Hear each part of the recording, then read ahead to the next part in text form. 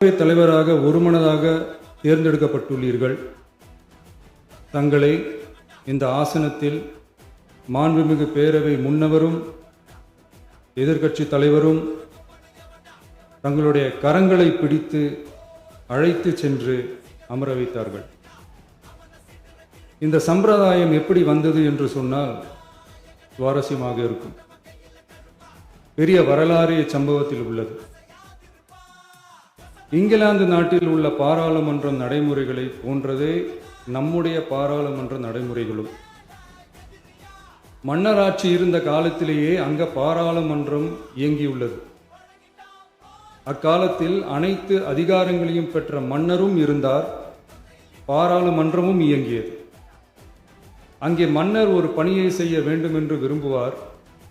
பாராளுமன்றம் அவருடைய விருப்பத்தை பெரும்பாலும் நிராகரிக்கும். மன்னர் விரும்பிய காரியத்தை பாராளுமன்றம் நிராகரித்து விட்டது என்கிற செய்தியை மன்னருக்கு சொல்ல வேண்டியவர் பாராளுமன்ற தலைவர், ஸ்பீக்கர் என்பார்கள். பாராளுமன்றத்தின் கருத்தை மன்னரிடம் சொல்ல வேண்டியவர் ஸ்பீக்கர். அதற்கு துணிவு வேண்டும். சில பணிகளை செய்வதற்குத்தான் பாராளுமன்றத்தின் அனுமதி வேண்டுமே தவிர அந்த ராஜ்யத்தில் உள்ள எந்த பிரஜைக்கும் மரண தண்டனை விதிக்கும் அதிகாரம் மன்னருக்கு உண்டு. தான் விரும்பியதை பாராளுமன்றம் நிராகரித்து விட்டது என்று சொல்லும் ஸ்பீக்கருக்கு மரண தண்டனை விதிக்கும்படி ஆணையிடுவார். தலையை வெட்டி விடுங்கள் என்று ஆணையிடுவார்கள். இது பலமுறை நடந்ததால் யாருமே இந்த ஸ்பீக்கர் பதவிக்கு வர விரும்ப மாட்டார்கள். எனவே புதிதாக பாராளுமன்றம் அமையும் போது ஸ்பீக்கர் பதவிக்கு ஒருவர் அறிவிக்கப்பட்டவுடன் அவர் உடனே தலை தப்பித்தால் போதும் என்று ஓட்டம் பிடிப்பார்.